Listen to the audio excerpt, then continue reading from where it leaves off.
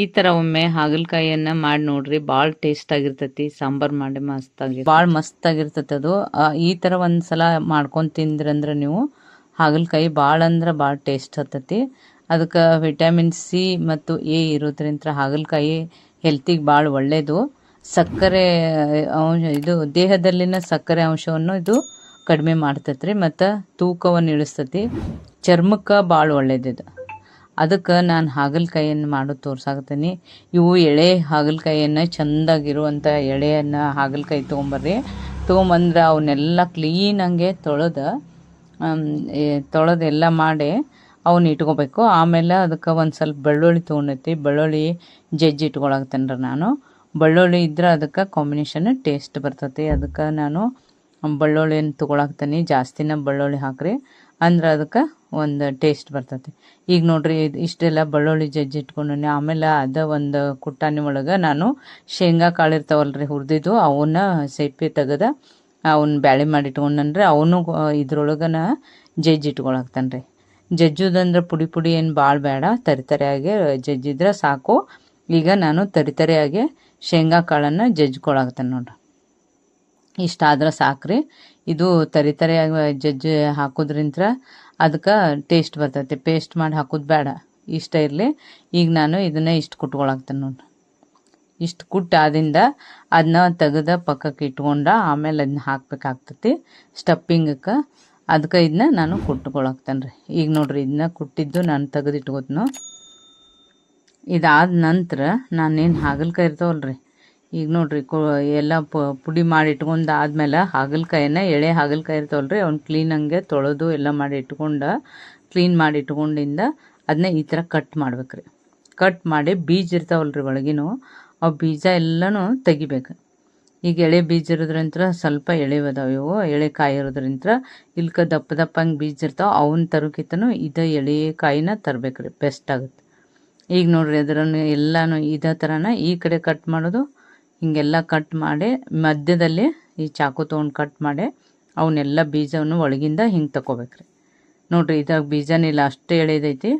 ಇಂಥವು ಇದ್ರೆ ಭಾಳ ಅಂದ್ರೆ ಭಾಳ ಟೇಸ್ಟ್ ಆಗ್ತದೆ ರೀ. ಇದು ಸ್ಟಪ್ಪಿಂಗದ್ದು ತುಂಬಗಾಯಿ ಇರ್ತಾರಲ್ರಿ, ಹಂಗೆ ನೋಡ್ರಿ. ಈಗ ಹಾಗಲಕಾಯಿನ ನಾನು ಎಲ್ಲನೂ ಚಂದಂಗೆ ಅದನ್ನ ಕಟ್ ಮಾಡಿ ಅದ್ರೊಳಗಿನ ಬೀಜ ಎಲ್ಲನೂ ತಗೊಂಡು ಇಲ್ಲೇ ಇಟ್ಕೊಳಕ್ತಾನೆ ರೀ.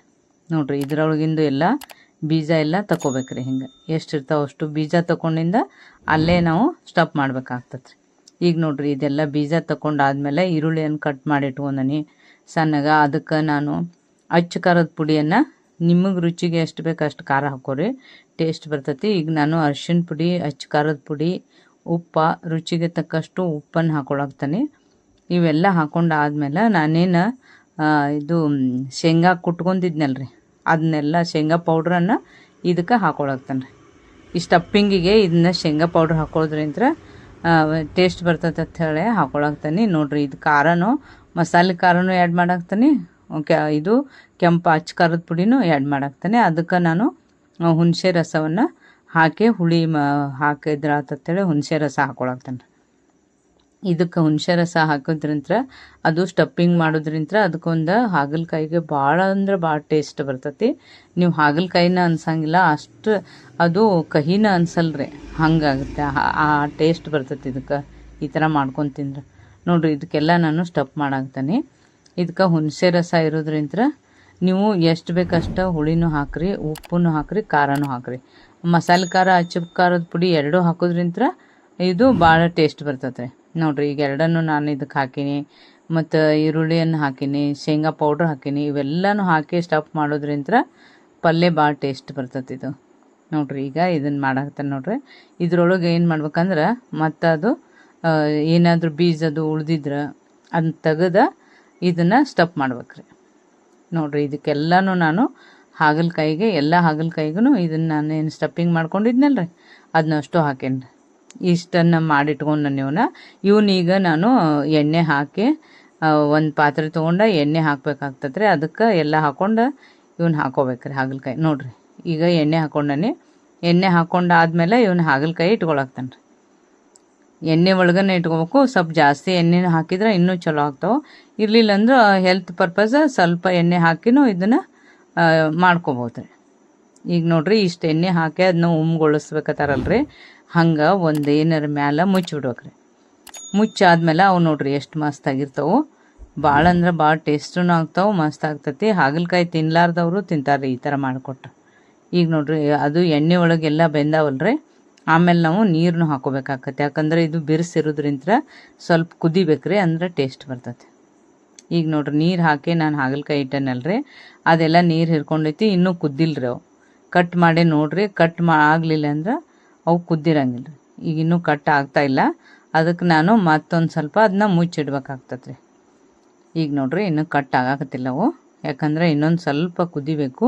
ಅವು ಸ್ಟೀಮ್ ಮೇಲೆ ಕುದ್ದಂಗೆ ಸ್ವಲ್ಪ ನೀರು ಹಾಕಕ್ಕೆ ಕುದಿಸ್ರಿ, ಅವು ಟೇಸ್ಟ್ ಬರ್ತಾವ್ರಿ. ಅಂದ್ರೆ ಜಾಸ್ತಿ ನೀರು ಒಮ್ಮೆ ಹಾಕಿಬಿಡ್ಬಾರ್ದು. ಈಗ ಇನ್ನೊಂದು ಸ್ವಲ್ಪ ಇದಕ್ಕೆ ನೀರು ಹಾಕೊಂಡ್ರೆ, ನೀರು ಹಾಕೊಂಡು ಅದನ್ನು ಮತ್ತೊಂದಿಷ್ಟು ಮುಚ್ಚಿಟ್ಟು ತೆಗೆದುಬಿಡೋಣ. ನೋಡಿ ಈಗ ಮತ್ತೆ ಮುಚ್ಚಿಟ್ಟನಿ. ಈಗೆಲ್ಲ ಅದು ನೀರು ಹೀರ್ಕೊಂಡೈತೆ ರೀ. ನೀರೆಲ್ಲ ಹಿರ್ಕೊಂಡು ಆದಮೇಲೆ ಅದು ಹಾಗಲಕಾಯಿಗೆ ಸ್ಟಫ್ ಮಾಡಿದ್ದಕ್ಕೆ ಇದೆಲ್ಲ ಹಿರ್ಕೊಂಡಿದ್ದಕ್ಕೆ ಎಲ್ಲ ಖಾರ ಉಪ್ಪು ಹುಳಿ ಕರೆಕ್ಟ್ ಹಾಕಿದ್ರೆ ಭಾಳ ಮಸ್ತ್ ಟೇಸ್ಟ್ ಬರ್ತೈತಿ. ಅದಕ್ಕೆ ಆಮೇಲೆ ನಾವು ಕೊತ್ತಂಬರಿ ಸೊಪ್ಪನ್ನು ಹಾಕಿ ಹಿಂಗೆ ಗಾರ್ನಿಷ್ ಮಾಡ್ಬೇಕ್ರಿ. ಆಮೇಲೆ ಈಗ ಸಾಂಬಾರು ಮಾಡಿ ಅದ್ರೊಳಗೆ ಇದನ್ನ ಹಾಕೋದು ನಾನು ಹೇಳ್ಕೊಡ್ತೀನಿ. ಈಗ ನೋಡ್ರಿ ಸಾಂಬಾರು ಹೆಂಗೆ ಮಾಡೋದು ಅಂತ ಹೇಳ್ಕೊಡಾಕ್ತೀನಿ. ಸಾಂಬಾರು ಕೈ ಎಲ್ಲ ಒಗ್ಗರಣೆ ಹಾಕಿ ಅದನ್ನು ಎಲ್ಲ ಚಟ್ಪಟ ಅಂದಮೇಲೆ ಈ ಬೆಳ್ಳುಳ್ಳಿ ಜಜ್ಜಿದ್ದೆಲ್ಲ ಹಾಕ್ಕೊಂಡು ಅದಕ್ಕೆ ಸಾಂಬಾರನ್ನು ಮಾಡ್ಕೋಬೇಕ್ರಿ. ಟೇಸ್ಟಿಯಾಗಿರುವಂಥ ಒಂದು ಸಾಂಬಾರು ಕೈ ಈಗ ಹಾಗಲಕಾಯಿ ಕಾಂಬಿನೇಷನ್ ಭಾಳ ಇರ್ತೈತೆ ರೀ. ಈಗ ನೋಡ್ರಿ ಇದನ್ನೆಲ್ಲ ನಾನು ಬೆಳ್ಳುಳ್ಳಿಯನ್ನು ಜಜ್ಜಿಟ್ಕೊಳಕ್ತೀನಿ. ಜಜ್ಕೊಂಡು ಹಾಕೋಬೇಕ್ರಿ ಇದಕ್ಕೆ. ಈಗ ನೋಡ್ರಿ ಬೆಳ್ಳುಳ್ಳಿ ಇಟ್ಕೊಂಡಿದ್ದನ್ನು ಈ ಸಾಂಬಾರು ಮಾಡಿಬಿಟ್ರೆ ಒಂದು ಘಮನೂ ಚಂದ ಇರ್ತೈತಿ, ಭಾಳ ಟೇಸ್ಟ್ ಆಗಿರ್ತೈತಿ. ಈಗ ನೋಡ್ರಿ ಇದನ್ನೆಲ್ಲ ಹಾಕೊಳಕ್ತೀನಿ. ಸ್ವಲ್ಪ ಪಾಲಕ್ ಸೊಪ್ಪು ಕರಿಬೇವು ಕೊತ್ತಂಬರಿ ಇವೆಲ್ಲನೂ ಸಾಂಬಾರ್ಗೆ ಹಾಕಿ ನಾನು ಒಂದು ಟೇಸ್ಟಿಯಾದ ಸಾಂಬಾರನ್ನು ಮಾಡಿ ಹಾಗಲಕಾಯಿದನ್ನು ಹಾಕೊಳಕ್ತೀನಿ. ಈಗ ನೋಡ್ರಿ ಇದಕ್ಕೆ ಎಲ್ಲ ಟೊಮೆಟೊ ಹಾಕೊಳಕ್ತೀನಿ. ಟೊಮೆಟೊ ಎಲ್ಲ ಚಂದಂಗೆ ಅವು ಇದನ್ನು ಮಾಡ್ಬೇಕ್ರಿ. ಸ್ವಲ್ಪ ಅರಿಶಿನ ಪುಡಿ ಹಾಕಿ ಟೊಮೆಟೊ ಫ್ರೈ ಮಾಡಿರಿ, ಅಂದ್ರೆ ಟೇಸ್ಟ್ ಬರ್ತೈತೆ. ಅದು ಟೊಮೆಟೊದ್ದು ಒಂದು ಹುಳಿ ಬಿಟ್ಕೋತೈತಿ, ಅದಕ್ಕೆ ಟೇಸ್ಟ್ ಬರ್ತೈತಿ. ಈಗ ನೋಡ್ರಿ ಟೊಮೆಟೊವನ್ನು ಹಾಕೈತಿ. ಈಗ ನೀವು ಎಷ್ಟು ಬೇಕಷ್ಟು ಟೊಮೆಟೊನು ಹಾಕೋರಿ, ಅಂದ್ರೆ ಅದು ಸಾಂಬಾರು ಮಸ್ತ್ ಆಗ್ತೈತಿ. ಈಗ ನೋಡ್ರಿ ರುಚಿಗೆ ತಕ್ಕಷ್ಟು ಉಪ್ಪು ಹಾಕೊಳಕ್ತಾನೆ. ನಿಮಗೆ ಎಷ್ಟು ಬೇಕಷ್ಟು ಉಪ್ಪು ಹಾಕೋರಿ, ಭಾಳ ಟೇಸ್ಟ್ ಬರ್ತೈತಿ. ಯಾಕಂದ್ರೆ ನಿಮ್ಮ ಟೇಸ್ಟಿಗೆ ತಕ್ಕಂಗೆ ಉಪ್ಪು ಹಾಕೊಂಡ್ರೆ ಅದು ರುಚಿಯಾಗಿ ಬರ್ತೈತೆ ರೀ. ಈಗ ನೋಡ್ರಿ ನೀರು ಹಾಕೊಳಕ್ತಾನೆ. ನಿಮಗೆ ಎಷ್ಟು ತಿಕ್ನೆಸ್ ಬೇಕೋ ಅಷ್ಟು ಹಾಕೊಳಕ್ಕೆ ಬರ್ತೈತಿ ನೀರು. ಈಗ ಮೊದಲು ಸ್ವಲ್ಪ ಹಾಕೋರಿ, ಆಮೇಲೆ ಮತ್ತೆ ಹಾಕೊಳಕ್ಕೆ ಬರ್ತೈತೆ ರೀ. ಈಗ ಇಷ್ಟು ಹಾಕೊಂಡು ಅದು ಒಗ್ಗರಣೆ ಎಲ್ಲ ಇದ್ರೊಳಗೆ ಕುದಿಬೇಕ್ರಿ. ಅದು ಕುದಿತಾ ಇರುವಾಗ ನಾವು ಏನು ಮಾಡ್ಬೇಕಂದ್ರೆ ಒಂದು ಸ್ವಲ್ಪ ಯಾವ್ದು ಖಾರ ಹಾಕೋಬೇಕು. ನಾನು ಮನೇಲಿ ಮಾಡಿದ್ದ ಮಸಾಲೆ ಖಾರ ಇರ್ತೈತಲ್ರಿ, ಅದನ್ನೂ ಹಾಕೊಳಕ್ತೀನಿ. ಇನ್ನೊಂದು ಸ್ವಲ್ಪ ಬೇಕಾದ್ರೆ ನೀವು ಅದು ಕೆಂಪು ಖಾರ ಇರ್ತೈತಲ್ರಿ, ಅದನ್ನು ಹಾಕೋಬೋದು. ಈಗ ನಾನು ಇಲ್ಲೇ ಅದಕ್ಕೆ ಟೇಸ್ಟ್ ಬರಲಿ ಅಂಥೇಳಿ ಸ್ವಲ್ಪ ಅಚ್ಚ ಖಾರದ ಪುಡಿನೂ ಹಾಕೊಳಕ್ತೀನಿ. ಇದೇನು ಬೇಳೆ ಕುದ್ದಿರ್ತೈತಲ್ರಿ, ಆ ಬೇಳೆ ಕುದಿಸಿದ್ದನ್ನು ಈ ಸಾಂಬಾರ್ದು ಏನು ಒಗ್ಗರಣೆ ಹಾಕ್ಕೊಂಡಿರ್ತೇವೆ ಅದಕ್ಕೆ ಹಾಕಿಬಿಡೋದ್ರಿ. ಭಾಳ ಈಸಿಯಾಗಿರುವಂಥ ಒಂದು ಟೇಸ್ಟಿಯಾಗಿರುವಂಥ ಒಂದು ಒಳ್ಳೆ ಸಾಂಬಾರಿದು. ಇದನ್ನು ಹಾಗಲಕಾಯಿಯನ್ನು ಹಾಕಿ ಇದನ್ನು ತಿಂದುಬಿಟ್ರೆ, ಈ ಥರ ಮಾಡ್ಕೊಂಡು ತಿಂದ್ರೆ ಅದ್ರದ್ದೊಂದು ಟೇಸ್ಟನ್ನು ಬೇರೆ ಇರ್ತೈತೆ ರೀ.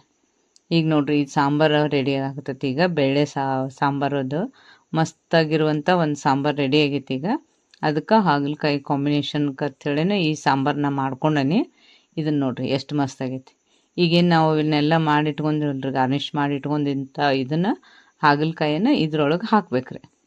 ನೋಡ್ರಿ ಒಂದೊಂದಾಗಿ ನಾವು ಸಾಂಬಾರ್ಗೆ ಹಾಕ್ಕೊಂಡು ಇದನ್ನು ಈಗ ನೋಡಿ ಕಟ್ ಆಗುತ್ತೆ. ಇದು ಅಂದ್ರೆ ಇದು ಕುದ್ದೈತೆ ಅಂತ ಹೇಳಿ ಅದನ್ನು ನಾವು ಸಾಂಬಾರು ಹಿಂಗೆ ಹಾಕ್ಕೊಂಡು ಆಮೇಲೆ ಅದನ್ನ ಹಾಗಲಕಾಯಿನ ಹಾಕೋಬೇಕ್ರಿ. ಈ ಥರ ಒಮ್ಮೆ ಹಾಗಲಕಾಯಿದು ಪಲ್ಯ ಮಾಡಿ ನೋಡ್ರಿ.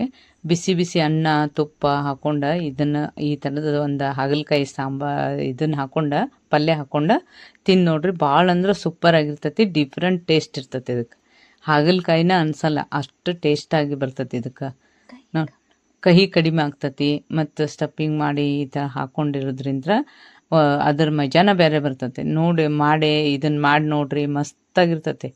ಬಿಸಿ ಬಿಸಿಯಾದ ರೊಟ್ಟಿ ಚಪಾತಿ ಬಿಸಿಯಾದ ಅನ್ನಕ್ಕೆ ಭಾಳ ಅಂದ್ರೆ ಭಾಳ ಟೇಸ್ಟಾಗಿರುವಂಥ ಒಂದು ಇದು ಹಾಗಲಕಾಯಿ ಪಲ್ಯ ಈ ಥರನೂ ಮಾಡಿ ನೋಡ್ರಿ ಅಂತೇಳಿ ನಿಮ್ಮ ಜೋಡಿ ನಾನು ಇದನ್ನ ಶೇರ್ ಮಾಡ್ಕೊಳಕ್ತೀನಿ. ನೀವು ನಮ್ಮ ಸೂಪರ್ ಭೋಜನ ಚಾನಲ್ ಸಬ್ಸ್ಕ್ರೈಬ್ ಆಗ್ರಿ. ನೀವು ಸಬ್ಸ್ಕ್ರೈಬ್ ಆಗೋದ್ರಿಂದ ನಮಗೆ ಒಳ್ಳೆ ಪ್ರೋತ್ಸಾಹ ಸಿಗ್ತೈತಿ. ನಾ ಇದಕ್ಕೆ ಕೊತ್ತಂಬರಿ ಸೊಪ್ಪನ್ನು ಮ್ಯಾಲೆ ಹಾಕಿ ಅದನ್ನ ಚೆಂದಾಗ ಗಾರ್ನಿಷ್ ಮಾಡಿ ತೋರ್ಸಾಕತ್ತೀನಿ. ಭಾಳ ಮಸ್ತಾಗಿರುವಂಥ ಒಂದು ಇದು ಹಾಗಲಕಾಯಿದು ಪಲ್ಯ ಇರ್ತೈತಿ. ಈ ಥರ ಮಾಡಿ ನೋಡ್ರಿ ನೀವು ಒಂದ್ಸಲ. ನೋಡ್ರಿ ಎಷ್ಟು ಸೂಪರಾಗಿ ಕಾಣಕತ್ತೈತಿ, ನೋಡಾಕನ ಅಷ್ಟು ಚಂದ ಇರ್ತೈತಿ. ಅದೆಲ್ಲ ಕಹಿ ಕಡಿಮೆ ಆಗಿರ್ತೈತಿ, ನಿಮ್ಗೆ ಮಜಾ ಅನ್ನಿಸ್ಬಿಡ್ತೈತಿ ಏನಪ್ಪ ಇದು ಹಾಗಲಕಾಯಿನ ಅಂಥೇಳಿ. ಅಷ್ಟು ಟೇಸ್ಟ್ ಆಗಿರ್ತೈತಿ.